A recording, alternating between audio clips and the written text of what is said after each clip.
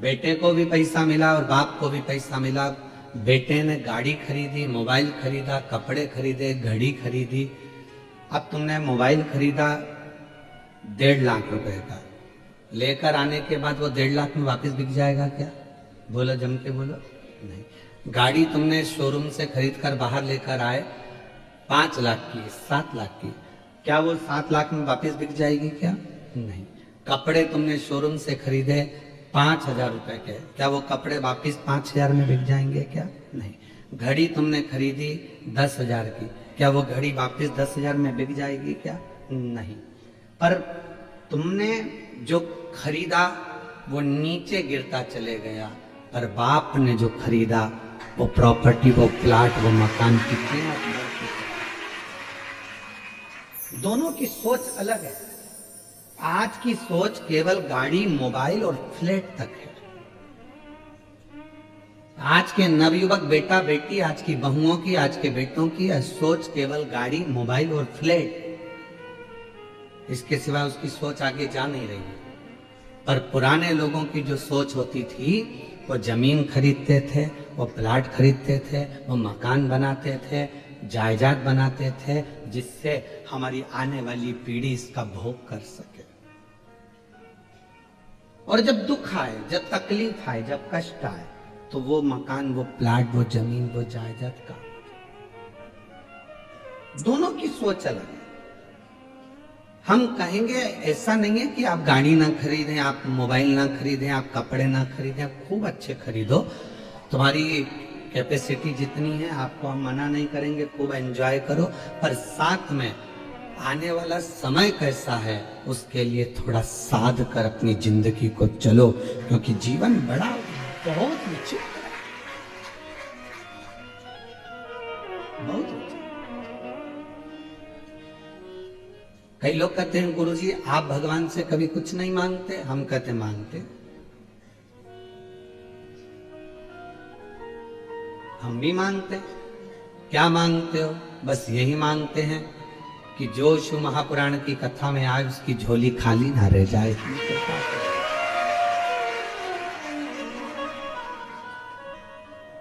एक नारी की गोद और एक पुरुष की जेब कभी खाली नहीं रहना चाहिए, बस इतनी उससे प्रार्थना रहती।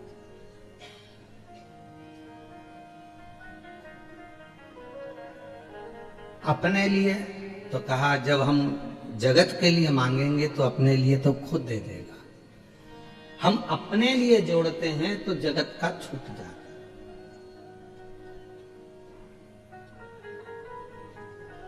एक कथा हरियाणा में करने के लिए गए तो सुबह सुबह मॉर्निंग वॉक पर घूम रहे थे। घूमते घूमते हमने देखा एक व्यक्ति चैन पकड़ा कुत्ते की और कुत्ता को घुमा रहा था। उसने कहा महाराज जी हर हर महादेव। हमने कहा श्री शिवाय नमस्ते।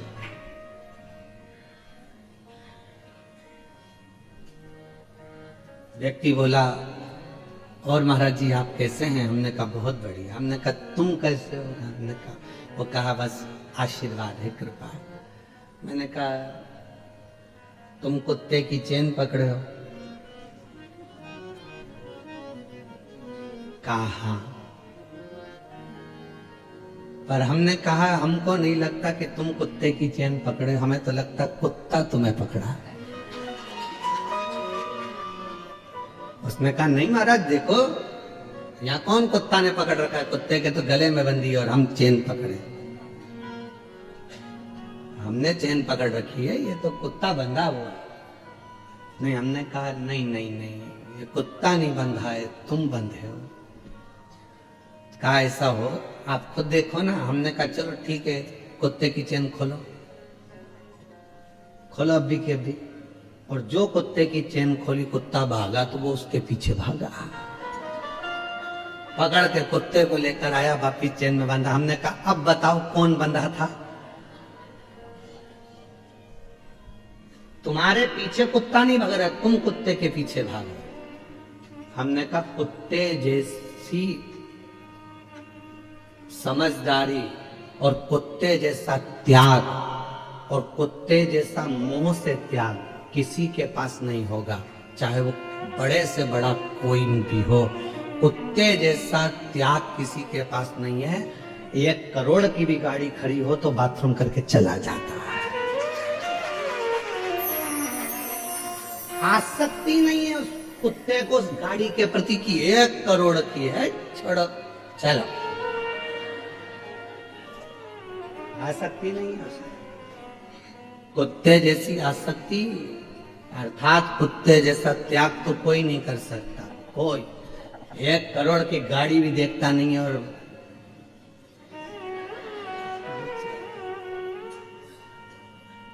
उसको मोह होता तो 1 करोड़ की गाड़ी पर सुसु करता, उसको मोह होता तो बंगला करोड़ों का उसके सामने छीछी करता। उसको ये सब चीजें त्याग दी उसने। इसीलिए शायद कुत्ता कोई भी मांगने वाला आता है तो उसके पीछे भौंकता है। क्यों?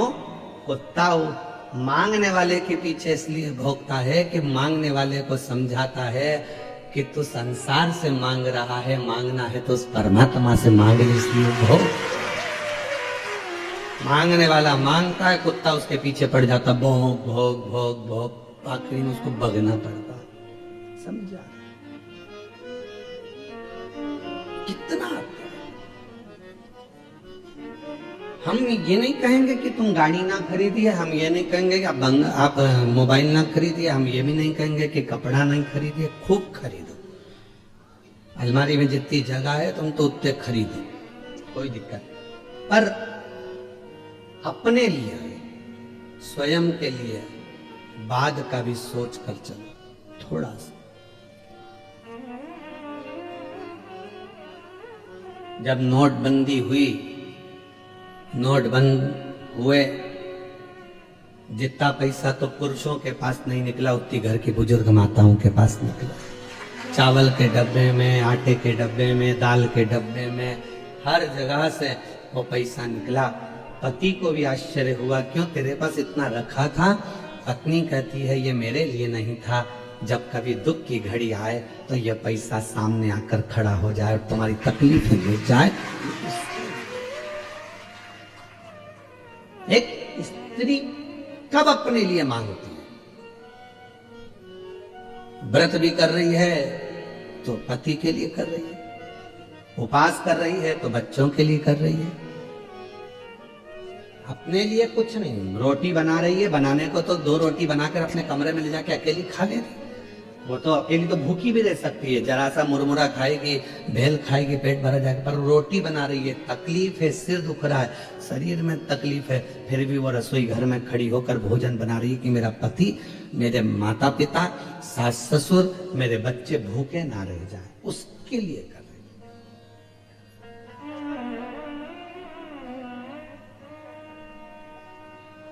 पर आज की सोच बड़ी विचित्र है। आज व्यक्ति वो सोच कर नहीं चल रहा। आज का व्यक्ति तो ये सोचता है कि बस मेरे को अभी की जिंदगी जी लेना है, बाद की जिंदगी पर ध्यान नहीं देना है, और फिर बाद में फिर वो दुख, वो तकलीफ, वो कष्ट व्यक्ति के सम्मुख में आकर खड़ा हो जाता। जियो, खूब जियो, सुखमय जीवन जियो, आनंदमय जियो, पर दूसरे के वैभव को देखकर अपने भीतर ईर्ष्या ना जाए, दूसरे के सुख को देखकर अपने भीतर ईर्ष्या प्रकट ना हो।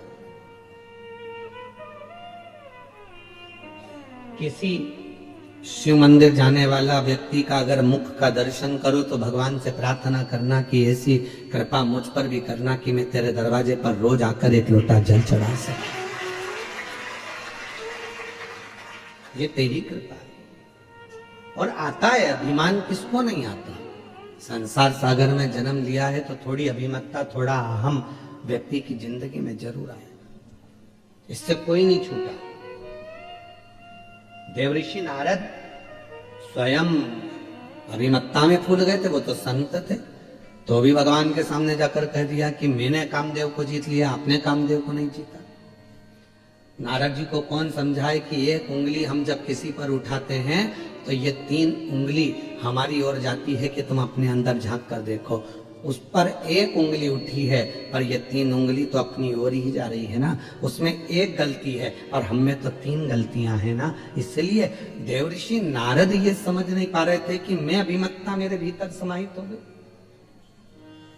मेरे भीतर अहंकार समाहित हो गया।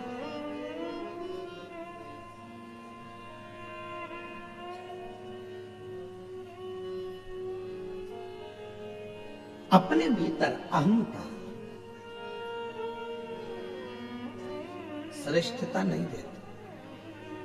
और यह अहंता केवल संसार के जीवों पर ही नहीं, स्वयं भगवान शंकर के ससुर हिमालय राज के मन में भी एक बार भाव उत्पन्न हो गया था। हिमालय राज के मन में भी भाव आया था कि पार्वती जी की माता मैनावती ने कहा कि पार्वती जी को विवाह करे, बहुत दिन हो गए देखा नहीं है पार्वती जी को, चलो कहीं पार्वती से मिलकर आते हैं, एक बार चलते हैं, चलो तो सही।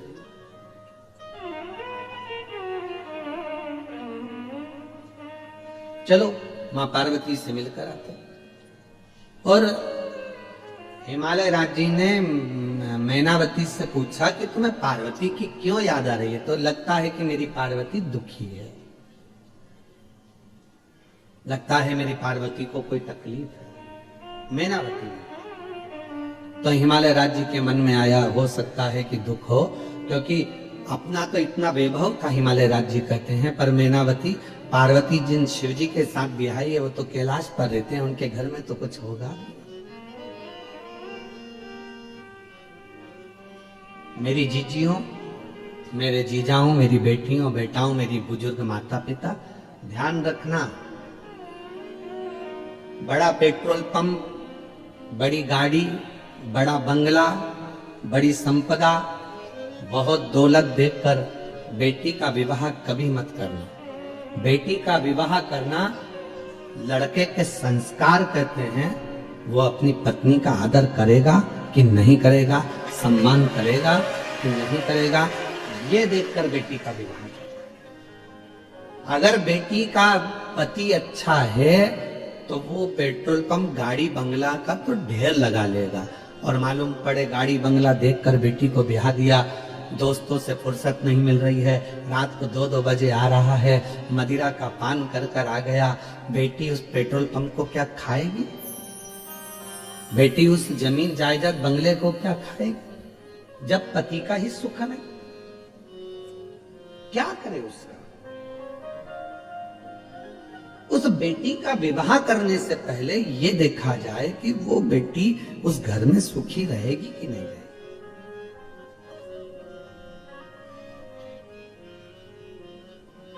और कई बार हमने देखा है कि बेटी का भाग्य भी होना चाहिए महाराज। अगर भाग्य है तो जंगल में भी महल बना देती है, और भाग्य नहीं तो महल को भी कंगाल बना देती है। कभी कभी कोई लड़की का चरण ऐसा होता है कि वो विवाह कर कर आती है, कुछ नहीं था तो भी उसने गाड़ी बंगला सब बनवा दिया। और कोई ऐसी होती है बंगला गाड़ी के महल में आती है, पर उसके आने के बाद घाटा घाटा घाटा घाटा, आखिरी में दुख झेलना पड़ता। जनक जी ने विचार करा था क्या सीता जी बन जाएंगी 14 वर्ष के लिए? अवध के राजा हैं, अयोध्या के नरेश हैं, राघव जी, रघुनाथ जी, उनके पास में कितना वैभव है, मेरी बेटी राज्य करेगी, राज्य। जब स्वयंवर रचा तो भूपतियों को, सारे राजाओं को बुलाया गया था, किसी ऐसे व्यक्ति को नहीं बुलाया गया था जिसके पास में धन या वैभव नहीं था। सब भूपति आए थे, पर भूपति भाग्य में जो लिखा हुआ है उसको कोई टाल नहीं सका है। इसलिए परमात्मा के दरवाजे पर चाहे बेटा हो, कुंवारी अवस्था में नवयुवक बेटों को, कुंवारी अवस्था में नवयुवक बेटियों को शिव जी के मंदिर में 1 लोटा जल रोज चढ़ाना चाहिए, जिससे आने वाली तुम्हारी जिंदगी अच्छी बने, तुम्हारा जीवन अच्छा हो सकता है तकलीफ में, कष्ट में। हिमालय राज्य के मन में आया कि मेरे पास में इतना वैभव है, मेरे पास में इतनी दौलत है, इतना धन है, मैं हिमालय राज हूं, और वो शंकर भगवान कैलाश पर रहते हैं, शिव है।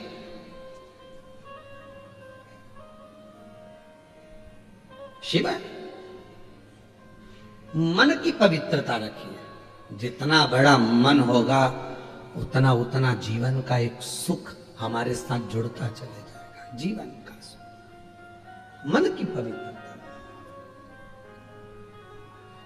यहां सोपान दत्तात्रेय नारखेड़े जी बैठे हुए हैं। मैं आपको हर हर महादेव कहूं।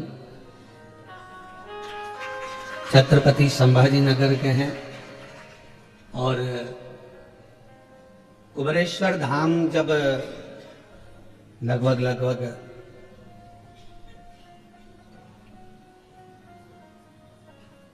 18, 19, 20 साल पहले का प्रसंग होगा।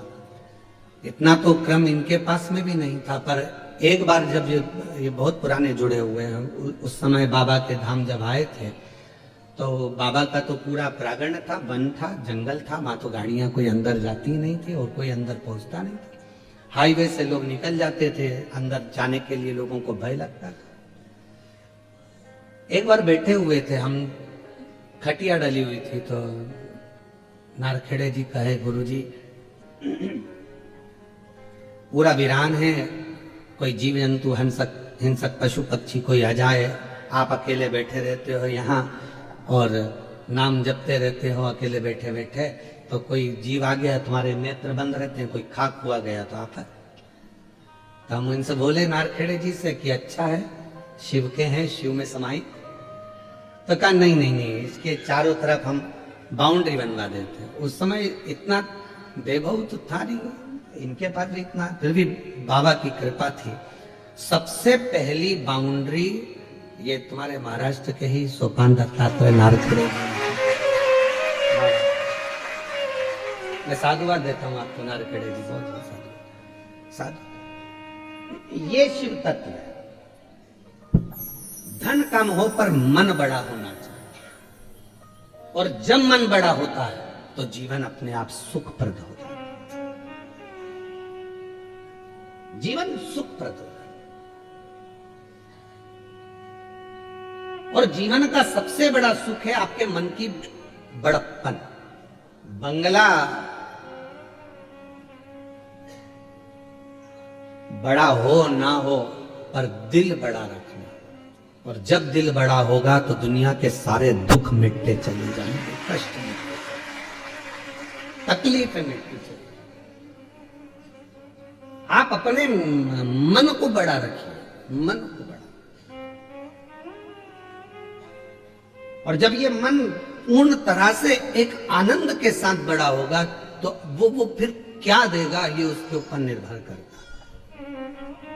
मैं इस गार्डन के मालिक को भी, इस गार्डन की मालकिन को भी, इस गार्डन के इस होटल का क्या नाम है, होटल का आदित्य लॉज के मालिक को मैं धन्यवाद दूंगा। लोग एक दिन के लिए कोई अपना कमरा नहीं देते, तुमने 7 दिन के लिए पूरा गार्डन फ्री दे। ये पूरी होटल गार्डन मैं आमंत्रित करूंगा, आओ आप पधारो एक बार मेरी तरफ से। पूरा गार्डन होटल इन्होंने 7 दिन के लिए निःशुल्क दे दी। केवल मालूम पड़ा कि शिव पुराण की कथा हो रही है, 1 रुपया ना लेते हुए।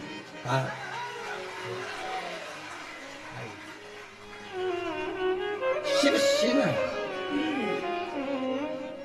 शंकर इसको कहते हैं मन का बड़प्पन होना चाहिए, मन का बड़ा होना चाहिए, धन से नहीं दिल से। जब बड़प्पन होती है मन का, व्यक्ति जब बड़ा होता है तो जीवन की सार्थकता अपने आप सिद्ध होती है।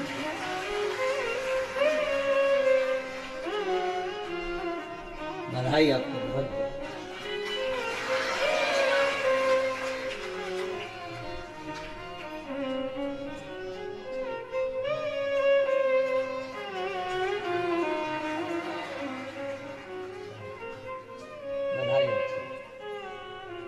आज इतने शिव भक्तों के चरण इस गार्डन में पड़े, इतने शिव भक्तों ने कथा का रसतत्व ग्रहण किया, कितनी बड़ी कृपा है। मैं नारखेड़े जी आपको भी बुलाऊं एक माला।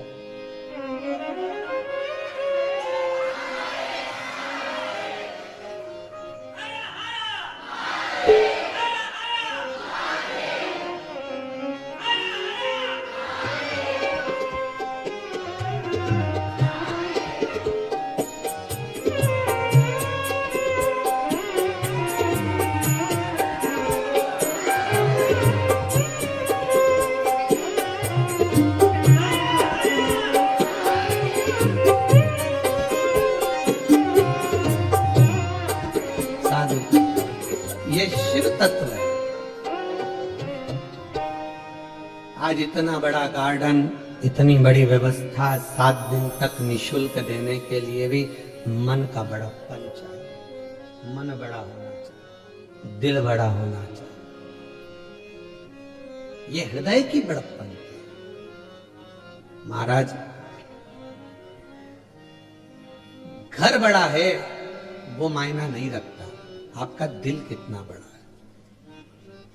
मैं आपसे एक बात पूछूं, जलगांव की जीजियां उत्तर देना और जीजान भी उत्तर देना।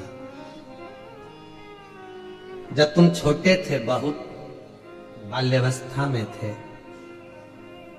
ईमानदारी से बोलना, चाहे तुम मायके में थे चाहे अपने घर में थे, छोटे थे तो अपने घर में हो गए, उस समय पर मेहमान ज्यादा आते थे कि नहीं आते थे? और आज घर बड़ा हो गया, व्यापार बड़ा हो गया, व्यवसाय बड़ा हो गया, तो बोलो ईमानदारी से, क्या मेहमान बढ़े? घट गए। क्यों? किसी के पास समय नहीं। और थोड़ा सा समय अगर परमात्मा देता भी है तो लोग प्रेम से मिल नहीं पाते, प्रेम वहां खत्म हो जाता, स्नेह वहां डाउन हो जाता। हिमालय राज जी के मन में आया कि मेरी बेटी के घर में कुछ भी नहीं है, तो उन्होंने बहुत रतन, हीरे, माणिक, मोती, सोना, चांदी सब भर लिया रथों में और हिमालय राज लेकर चल दिए सब। कहां जा रहे हैं? अपनी बेटी को देने के लिए, बेटी को देने के लिए।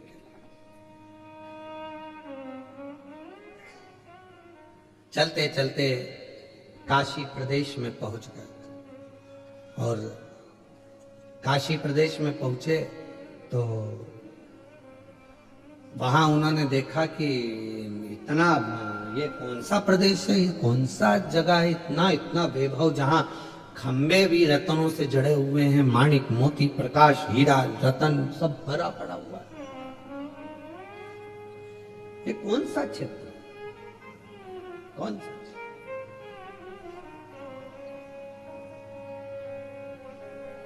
हिमालय राज ने मीनावती से कहा, जरा मैं पूछ के आता हूं कि ये कौन सी जगह है और कौन सा प्रदेश है। एक पथिक जा रहा था, उस पथिक को बुलाया हिमालय राज जी ने और पूछा कि ये कौन सा प्रदेश है? काशी खंड की कथा है स्कंद पुराण की, जरा सावधानी से सुनिएगा, जिंदगी को बनाने वाली।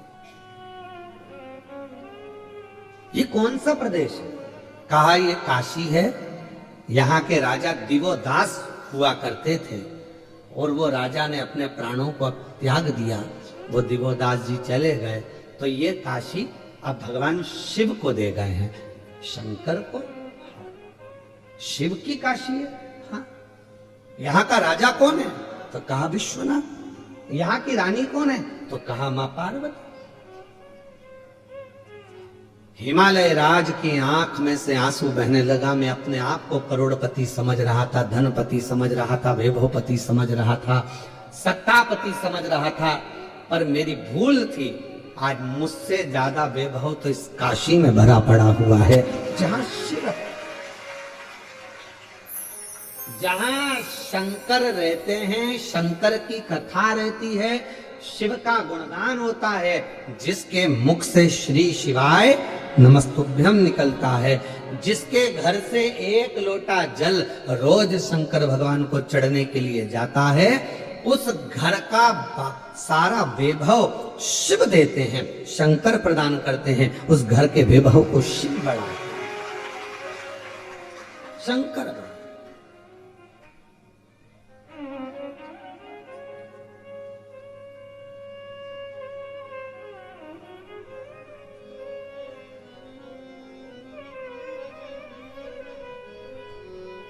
घर का वैभव कौन बढ़ा रहा है? शिव।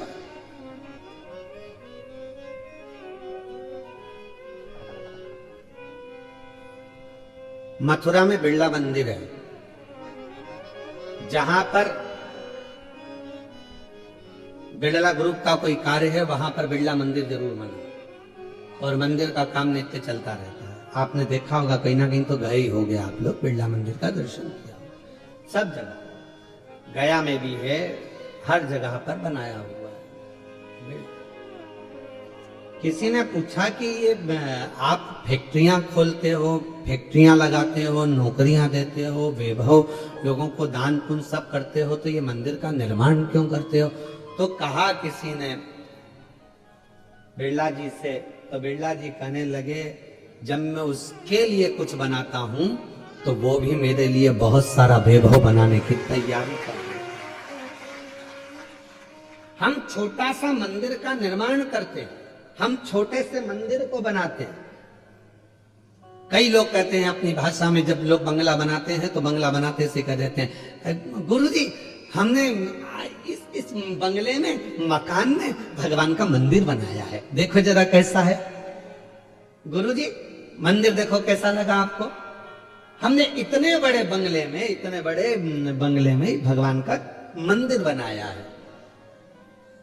अब गुस्सा तो बहुत आता है हमको कि बताओ क्या कह रही है कि हमने इतने बड़े बंगले में भगवान का मंदिर बनाया है।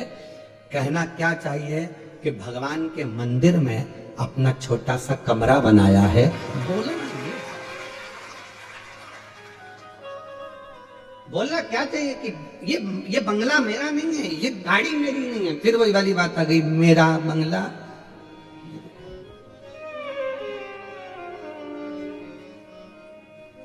मेरा बंगला मेरी गाड़ी,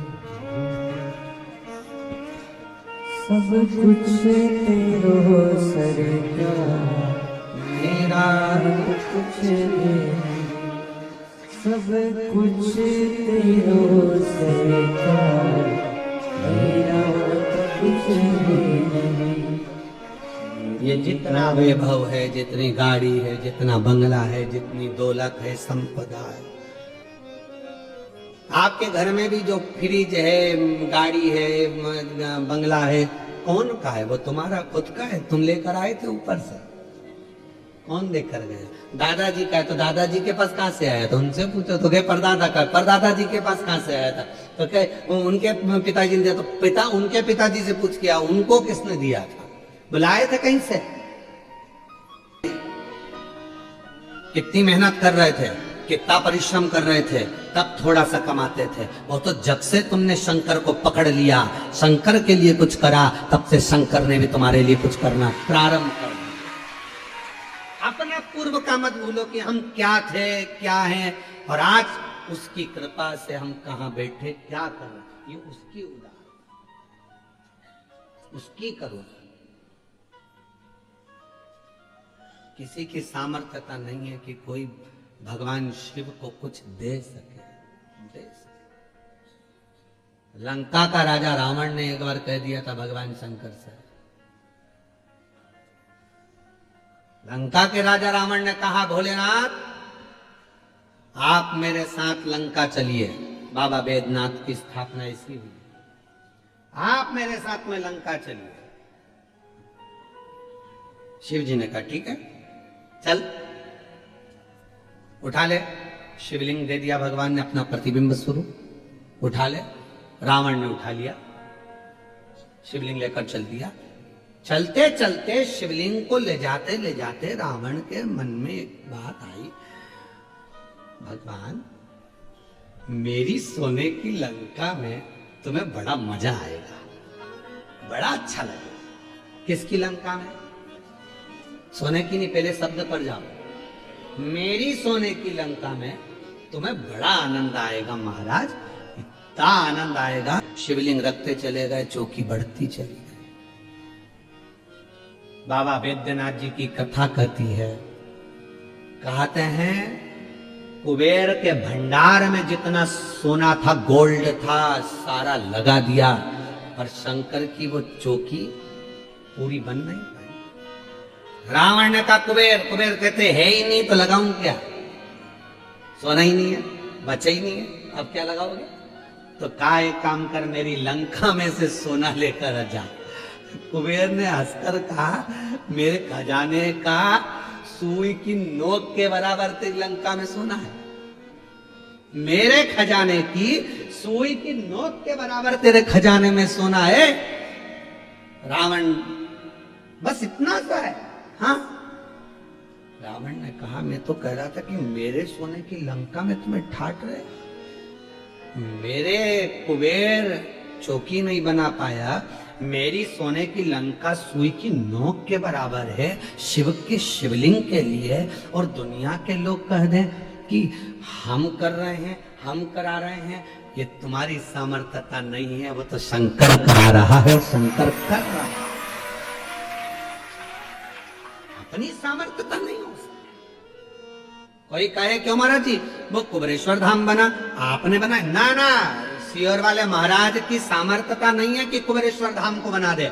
12 ज्योतिर्लिंग के मध्य का बिंदु कुबेरेश्वर धाम पर अगर खड़े होकर किसी भी ज्योतिर्लिंग को आप नापेंगे, गूगल पर सर्च करेंगे कुबेरेश्वर धाम पर खड़े होकर, तो 1 पॉइंट बड़ा हुआ आएगा, शून्य लगा हुआ कभी नहीं आएगा। 150 है तो 151 आएगा, कोई ज्योतिर्लिंग 180 है तो 181 आएगा, एक बड़ा हुआ आएगा, पर शून्य कुबेरेश्वर धाम पर कभी नहीं आता, क्योंकि जो कुबेरेश्वर धाम पर आता है वो शून्य नहीं रहता, एक कदम आगे बढ़कर उन्नति की ओर बढ़ जाता।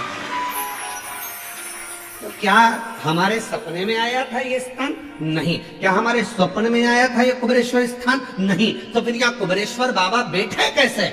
हम बिठाने वाले नहीं है, हमारी सामर्थ्यता नहीं है, ये तो स्वयं 12 ज्योतिर्लिंग के मध्य बिंदु में आकर कुबेर भंडारी इसलिए बैठे कि कोई 12 ज्योतिर्लिंग में नहीं जा पाएगा, बिंदु में आकर अगर कुबेरेश्वर धाम पर भी जल चढ़ा देगा तो सारे ज्योतिर्लिंगों का पुण्य फल प्राप्त करेगा। कौन की सामर्थ्य?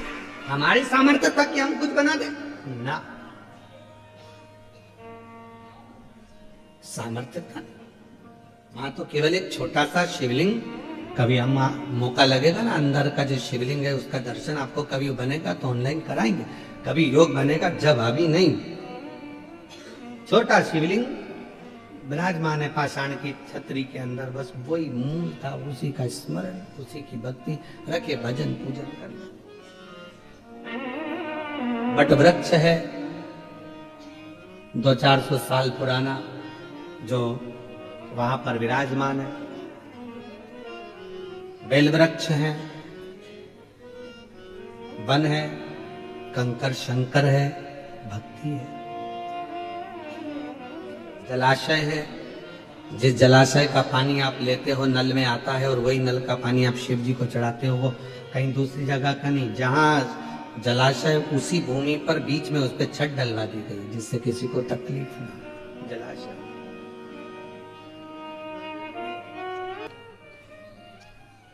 और बाहर हो तो बाहर से अंदर आकर बेलपत्र ले सकते हैं।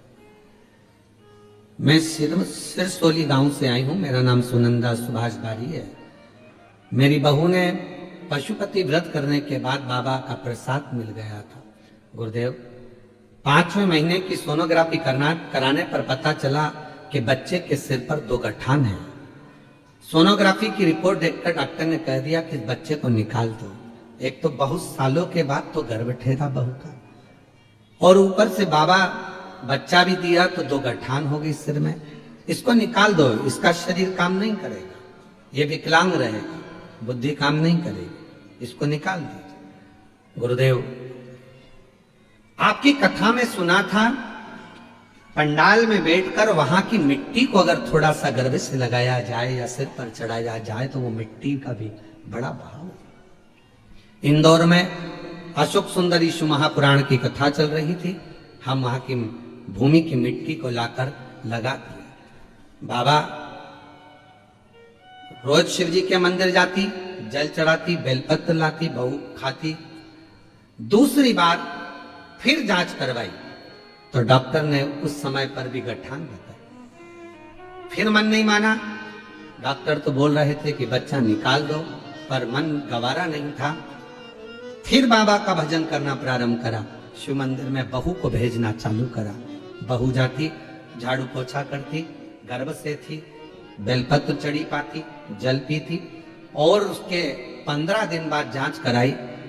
पहले मैं जाती थी पर फिर बहू को भेजा, और बहू ने 15 दिन बाद जांच कराई तो जो दोनों गठाने थी वो गल चुकी थी, बच्चा स्वस्थ।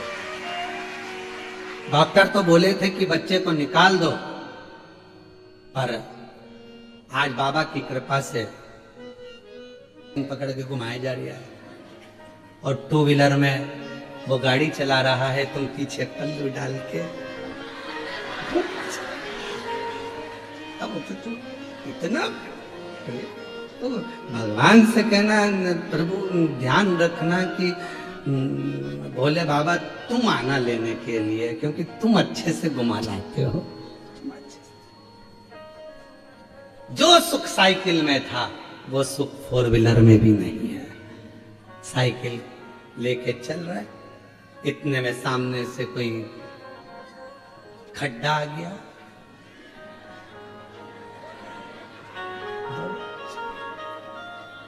और ये हमारे साथ भी हुआ है। ऐसा नहीं, हम ग्वालियर में कथा करने गए थे, मेडिकल वाले सारला जी या काबरा जी क्या था उनका, बहुत सालों पहले की बात है, 20-22 साल के पहले की होगी, 25 साल के पहले, 25 साल तो हो ही गए होंगे, इतनी पुरानी। अब वो कथा कराए, अब वो मेडिकल वाले, तो वहाँ एक मंदिर अच्छा था, तो गोवर्धन नाथ जी का, तो उन्होंने कहा गुरुजी मंदिर अच्छा है, तो हमने कहा दर्शन करने जाना है। तो कहा गुरुजी बेटे के साथ में भेजूं, तो बेटा एक ही था, वो कथा संभाले कि हमको दर्शन कराने जाए। तो हमने कहा तुम्हारे यहाँ कोई नौकर चाकर हो तो उसको भेज दो। उन्होंने एक नौकर को बुला दिया, वो तांगा चलता था पहले, घोड़ा गाड़ी, उसमें हम बैठ गए आगे, बाकी के लड़के बैठ गए पीछे, और वो घोड़ा गाड़ी वाला घोड़ा चलाते, और नौकर उस साइड बैठा, हम इस साइड बैठे, बीच में घोड़े वाला घोड़ा पीछे बाकी। अब वो इधर जो नौकर बैठा था उसने पूरा रास्ता देखा था, उसको पूरी गली गली मालूम थी मंदिर की। अब हमको कुछ नहीं मालूम, क्योंकि हम तो नए नए ग्वालियर में गए थे। अब हम बीच में पड़ गया एक बड़ा खड्डा, और खड्डा था यहाँ से समझ लो ये गेट के आगे, बाहर वाला गेट, और वो यहीं से चालू हो गया। नौकर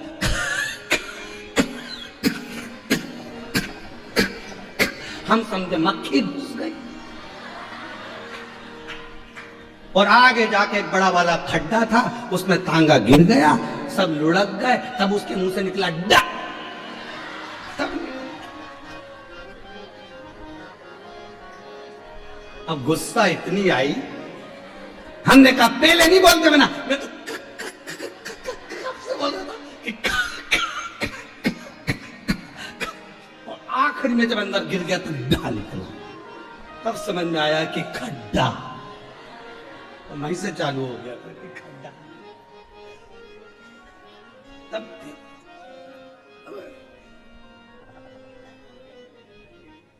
हाथ में लगी थी उस समय, हड्डी वड्डी टूट गई थी, पट्टा मट्टा बंधवाए। मोहल्ले के लोग अच्छे थे ग्वालियर के, उनने से बंधवा बंध होके कथा में छोड़ दिया। लड्डा जी पूछे गुरुजी ये क्या है? हमने कहा ये खा और ये डा। तुमने ऐसा नौकर भेजा, वो अटक गया बीच में, अटक गया बहुत। अब महाराज शिव कथा कह रही है कि रावण के भीतर इतनी अभिमतता कि मैं कर सकता हूं, ये तो अहमता की बात। किसके सामर्थ्यता है कोई कुछ कर ले? शिव के बिना कुछ, शिव के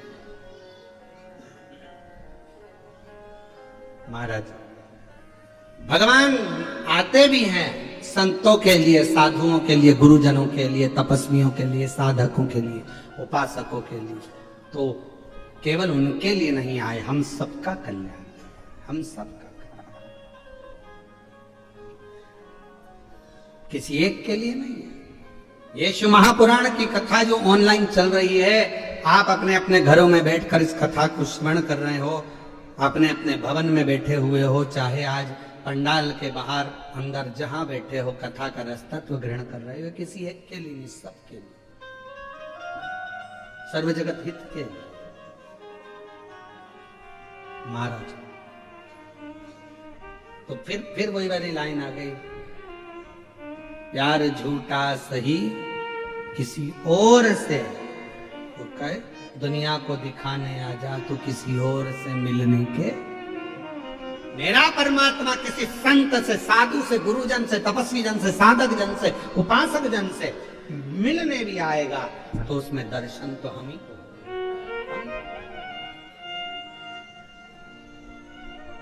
साधना में, आपकी उपासना में, आपके भजन में कोई कमी ना रहे। हिमालय राज के मन में थोड़ा सा भाव प्रकट हो गया था कि ये सब कुछ हिमालय राज की बुद्धि में आ गया था कि मेरे पास वैभव है, पर काशी का वैभव देखकर तो लगा कि ये मेरा वैभव तो शून्य है। काशी के वैभव के आगे मेरा वैभव क्या है? क्या है मेरा वैभव? कभी भी मैं करता रहे। एक महाराज जी प्रवचन दे रहे थे, प्रवचन में कह रहे थे, मेरे मुख से 7 दिन तक गंगा बहेगी, तुम सब डुबकी लगाओ, आओ नहाओ, गोते लगाओ। उसमें से एक व्यक्ति उठकर अपने घर चले गया। पत्नी से कहा, सुनो, पिताजी की अस्थियां रखी थी, हड्डियां। पत्नी बोली, तुम हरिद्वार जा रहे हो गंगा जी में खवाने? पति बोला, हरिद्वार जाने की जरूरत नहीं, तो अस्थियां दे। पत्नी ने लाल झोली उठाई, पिताजी की अस्थियों को दिया। पति ने उसको सिलबट्टे में रख के कूट लिया, पीस लिया, पुड़िया बांधी, कथा में जाकर बैठ गया। महाराज जी बोले, मेरे मुंह से 7 दिन तक गंगा बहेगी, तुम सब डुबकी लगाओ। खड़ा हो गया, लो महाराज प्रसाद खाओ, लो प्रसाद। महाराज जी ने प्रसाद की पुड़िया खोली, व्यास पीठ पे खा गए। जो दांत में आए तो चर्र बोले। अब जो वो हड्डी का चूरा चर्र बोले, तो महाराज जी ने पूछा, क्या खाया, क्या खिला दिया तूने मुझे? तो क्या महाराज, पिताजी की अस्थियां रखी थी, बहुत दिन से गंगा जी में ले जाने का सोच रहा था, पर मेरा इतना बल नहीं कि मैं गंगा जी तक जाऊं। आप ही ने कहा मेरे मुंह से गंगा बह रही है, सब इसी में डुबकी लगाओ, तो मैंने सोचा पिताजी की हड्डी को भी यहीं खवाओ, यहीं ठंडा कर दिया। महाराज जी ने उस दिन से मेरा कहना बंद कर दिया कि मेरे मुंह से गंगा बहेगी। अब ये मैं कर रहा हूं, मैं करा रहा हूं, मेरी सामर्थ्यता, मैं करूंगा, मेरा मन पड़ेगा वो करूंगा, मैं बताऊंगा जहां बैठना, मैं कहूंगा वैसा करना ना। तुम कौन? तुम कौन? अच्छा हुआ वो तो जन्म भी वही देता है और मृत्यु भी वही देता है, नहीं तो कहीं कहीं का तो कहते नहीं मरने दूंगा, ले क्या कर लेगा? जन्म भी वो देता, नहीं तो कहीं का कहते भले तू अंदर बैठे रहे, मैं तुझे पैदा ही नहीं करूंगा। अच्छा, पर जन्म मृत्यु उसके हाथ।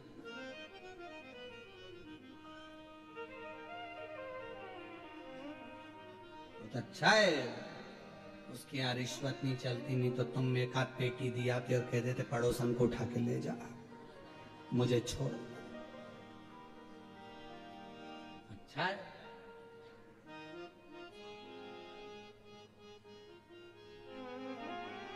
महाराज शिव कथा कर रहे, भगवान शंकर का पवित्र चरित्र कर रहा है, शिव महापुराण की कथा कर रही है, भगवान शंकर का पवित्र चरित्र वर्णन कर रहा है।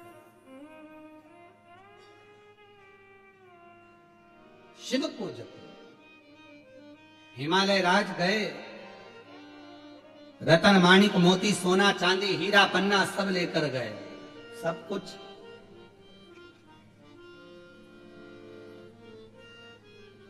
और जो ले जा रहे थे तो मन में सोच लिया कि अब शिव का इतना वैभव है तो शंकर भगवान को क्या दूं, शिव का इतना वैभव है क्या दूं।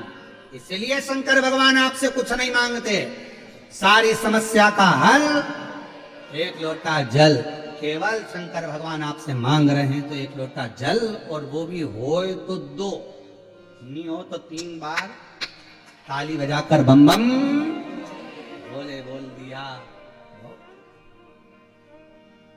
बम बम, उतने में खुश है।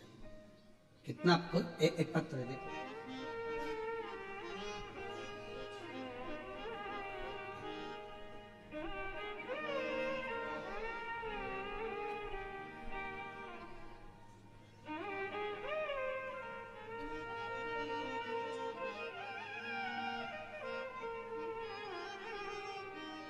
मलकापुर की रहने वाली हूं।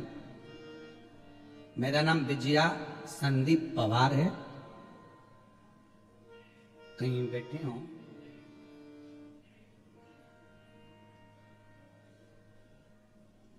आप कोई बैठे हैं? बाहर बैठी हो तो अंदर आकर एक बेलपत्र ले सकते हैं।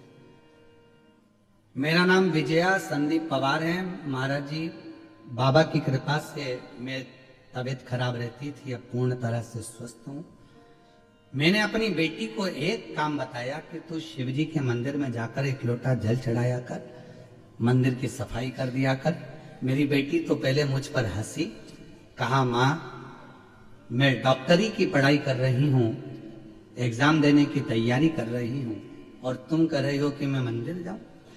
तू तैयारी कर, मना नहीं। एक बार एग्जाम दिया, क्लियर नहीं हुआ, दूसरी बार दिया, नहीं हुआ।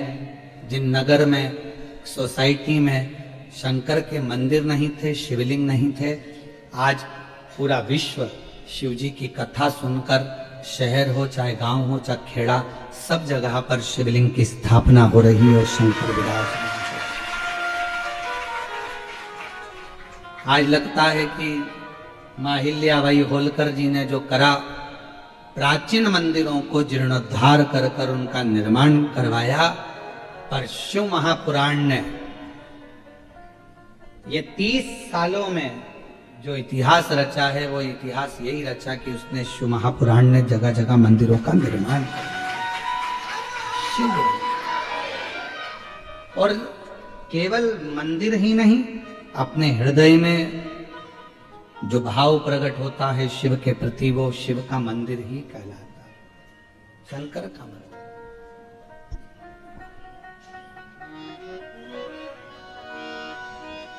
मांजना जी के पवित्र चरित्र का यदि हम वर्णन करें तो माता अंजना के गर्भ से संतान नहीं।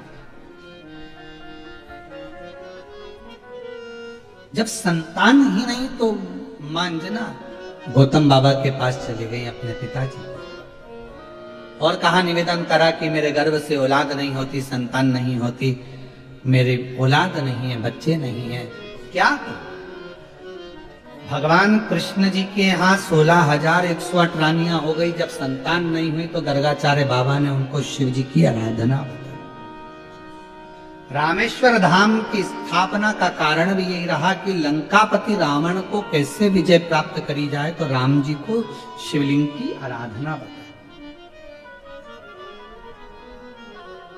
अंजना माता जी के घर में भी संतान का सुख नहीं था। केसरी बाबा मौन होकर बैठे रहते थे क्योंकि औलाद नहीं, बड़े दुखी थे अंदर से। संतान कैसे? हार चुका, औलाद नहीं। तब केसरी बाबा से अंजना माता ने कहा कि मेरा मन है मैं अपने पिता गौतम बाबा के यहाँ जाऊं और उनसे पूछूं कि मेरे घर में औलाद कब होगी, संतान कब। आपको पहले भी कथा में कहा, भाग्य बताने वाले ढेर मिल जाएंगे। पत्रिका दिखाओगे, भाग्य बताएंगे, हाथ दिखाओगे, भाग्य बताएंगे, वास्तु दिखाओगे, भाग्य बताएंगे। मोबाइल पर भी भाग्य बताने वाले ढेर मिल जाते हैं। रोज गूगल पे सर्च करो, कोई ना कोई तुम्हारी राशि बताता ही मिलेगा। तुम्हारी ये राशि है, ये पहनना, ये ओढ़ना, ये करना। भाग्य बताने वाले ढेर मिलेंगे, पर भाग्य बनाने वाला ढेर नहीं होता। भाग्य बनाने वाला तो देवाधिदेव महादेव है। बता कोई भी देगा, कोई भी बता देगा। तुम्हारा अभी आने वाला समय तुम्हारा राजसी सुख है, राजसी सुख। बताने वाले तो ढेर मिलेंगे। अरे तुम तो एमएलए बनने वाले थे, तो फिर क्यों नहीं बना? सारे राशि सुख के, गज योग, ये योग, वो योग, सारा सुख था, फिर क्या दिक्कत तकलीफ आ गई?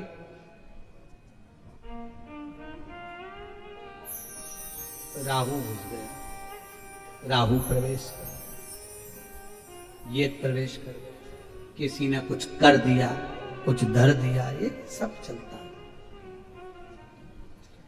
भाग्य बताने वाले ढेर मिलेंगे, पर भाग्य बनाने वाला कोई नहीं होगा, कोई नहीं होगा। भाग्य किसको बनाना है? आपको खुद मेहनत कर कर, परिश्रम कर कर, संघर्ष कर कर और शिव जी पर विश्वास कर कर आपको खुद बनाना। जब खुद मेहनत ही ना करोगे, दुकान पर ही ना जाओगे, नौकरी ना करोगे, सर्विस ना करोगे, व्यापार व्यवसाय ना करोगे, तो कौन देगा महाराज? किसकी सामर्थ्य?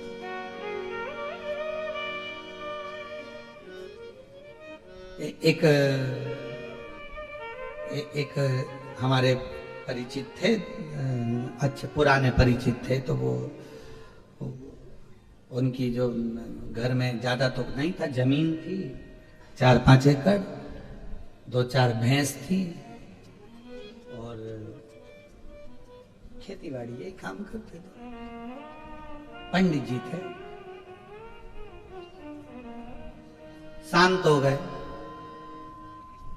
और हम उनके यहाँ बैठने के लिए गए तो उनके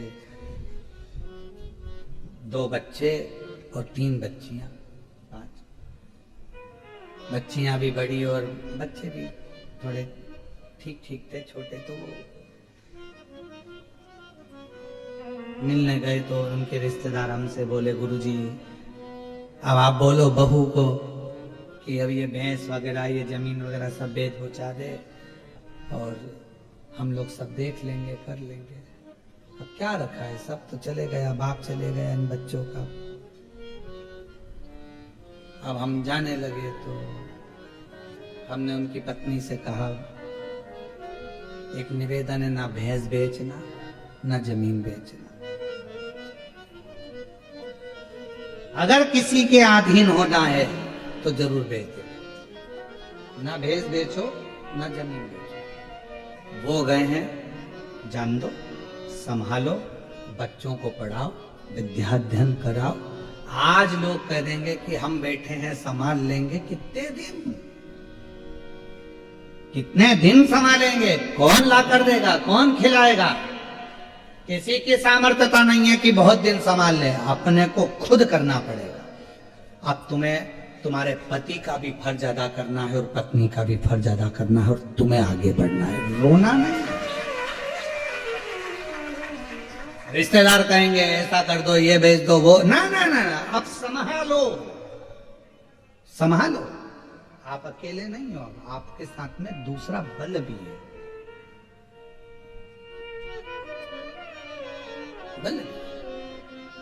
एक बेटी आई थी बहुत पहले, जब कोरोना चल रहा था, उसका वीडियो भी यूट्यूब वगैरह पर डला होगा। बहुत रोई थी, बहुत, लगभग होगा कोरोना के समय पर 2019 के बात होगी। पिताजी चले गए, माँ चली गई, भाई है छोटा, कोरोना में दोनों चले गए। खूब रोई, कहा बेटा क्या हुआ?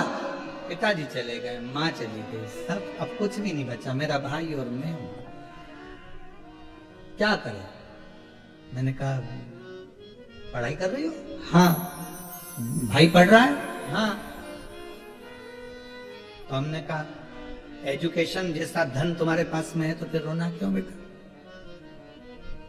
माता पिता गए हैं, शिव को पिता मानो, पार्वती को मां मानो और उस माता पिता का फर्ज अब स्वयं अदा करो।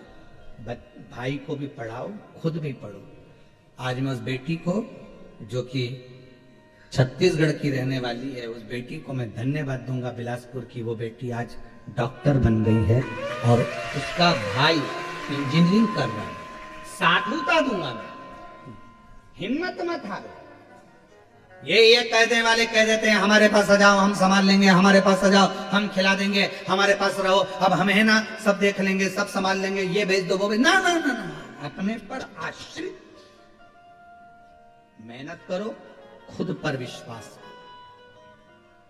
कोई किसी का साथ नहीं देता, कोई नहीं देता। जब थोड़ा सा धन की जरूरत होगी ना, और कह देना, एक पहले गतिमान का वर्णन किया था हमने कथा में बोला है, जो फैक्ट्री, जो गाड़ी तकलीफ दे रही है, बार बार एक्सीडेंट हो रहा है, तो हनुमान जी के मंदिर का सिंदूर लाकर गतिमान के नाम से स्वस्तिक बना दीजिए, बिंदी रख दीजिए, वो फैक्ट्री चलना चालू हो जाती है, वो गाड़ी चलना चालू हो जाती है। गतिमान में इतना हनुमान जी के भाई के अंदर भी गतिमान।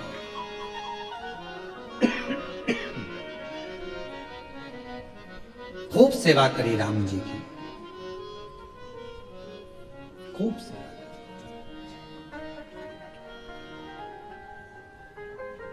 लोग कहते हैं हमें सपने में राम जी दिखे, कोई कहे सपने में भगवान दिखे।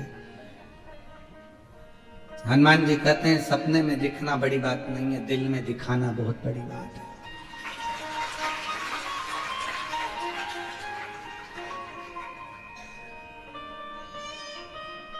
दिल में दिखाना बहुत बड़ी बात।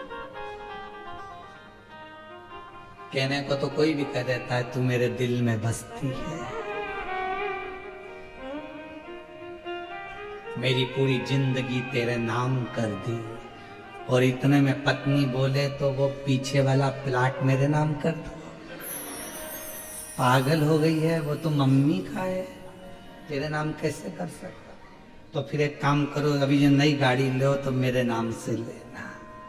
मेरी कल तो बोल रहा था दिल तेरा जान तेरी, और अब उसने कह दिया लाओ जरा चेन उतार के दे। कहाँ गई दिल जान, सब धरी रह गई। अरे क्या विचार करना, कह देना सरल है कि मुझे भगवान सपने में दिखे। हकीकत तो जब है सपने में ना आए, खुद आए, तो समझो कि परमात्मा से लगा।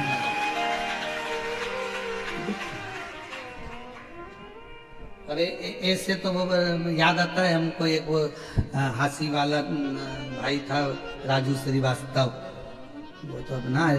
तो वो एक जगह साधना करने गए, वो साधना में उनसे कहा गुरुजी ने कि आंख बंद कर लो, कर ली। अपने आप को सोचो कि बहुत ऊंचे हो, आंख बंद करके देखो, तुम्हें सब कुछ दिखेगा। दिखा तो उससे पूछा जगा कर, तुमने कुछ देखा, कोई घटना दिखी? हाँ, पटना दिखा, बिहार का। पटना में क्या देखा? तो कि चुनाव चल रहा था।